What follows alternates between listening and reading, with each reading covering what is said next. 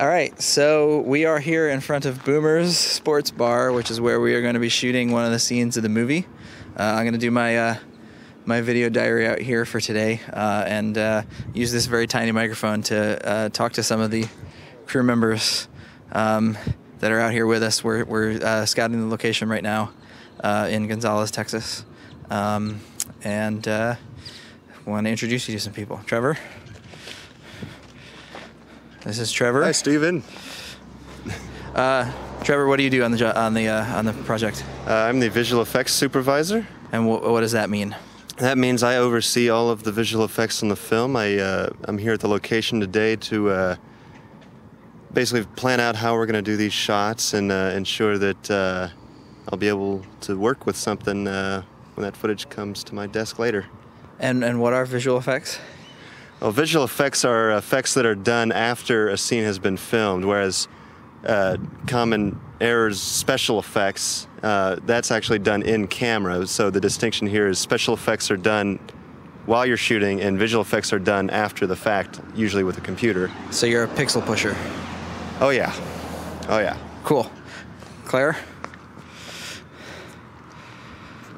Let's reframe up here. Let's see more of this lovely location here. Who are you and what do you do? I'm Claire White, and I'm taking care of production design for the film. And what does a production designer do? Basically make sure the entire aesthetic is cohesive and all the locations and props and dressing look the way that they should. So what do you think of this bar? I think it's great. You can't ask for more than this. It's perfect. What do you think you're gonna have to do a lot to get it ready to go? I mean, we already built this whole thing, so no, I think it's great. We've been really lucky with some awesome locations, so it's just tweaking and getting it to look perfect. We also have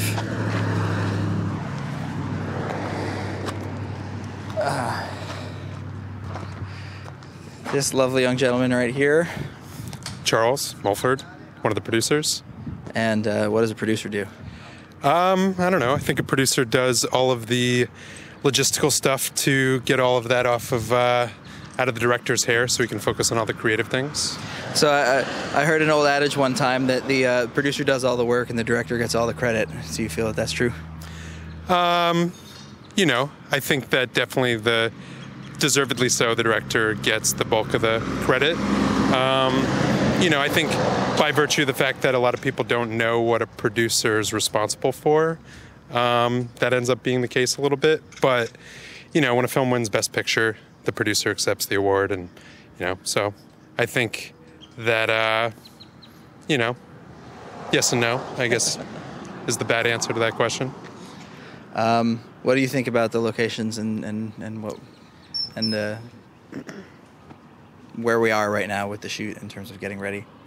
Yeah, I think we're in really good shape. We're about 5 weeks out, and everything's lining up nicely. We're really lucky that we only have a handful of locations, and I think we found them all now, so that's a load off.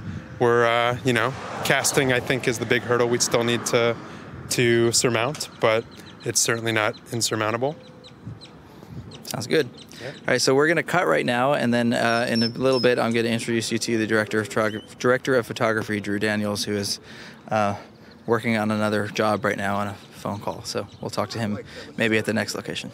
All right, so here we are at another one of our locations. This is the what is this place called? The Lytton something general store. Lytton Springs. Lytton Springs General Store. They have go to their Facebook page and like them. If we could get like 1% of our Facebook fans to like them, then we would double their number of Facebook likes in a matter of hours.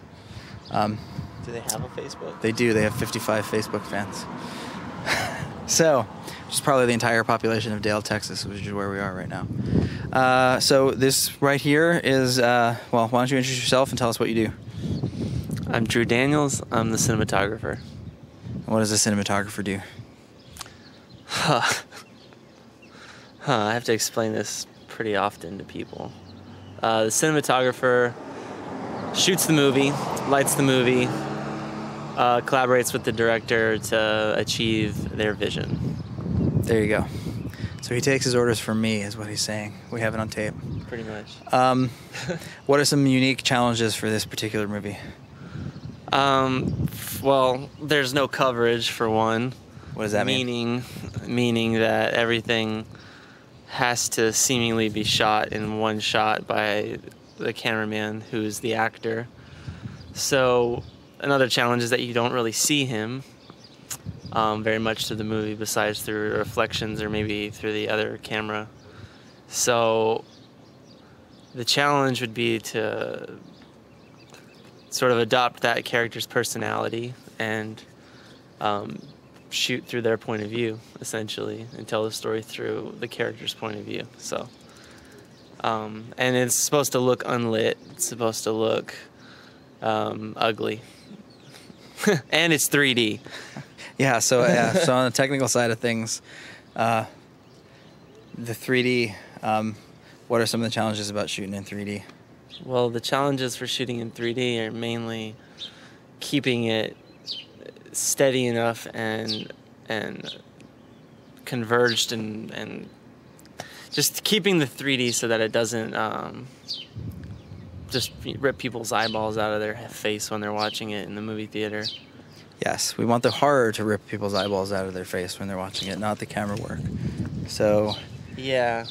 I mean, our goal is to shoot things, is to not give people a headache or make them puke. Yeah, so there's a lot of rules that we're going to have to give ourselves to follow so that we don't make people sick or make people nauseous or make their eyes hurt, make their brains hurt. What about lighting? Lighting is going to have to basically look unlit, but be moody and bright enough to tell the story appropriately. All right. Well, thank you guys again for tuning in for this video, this edition of the Director's Video Diary. We'll see you again next week, same time, probably slightly different place.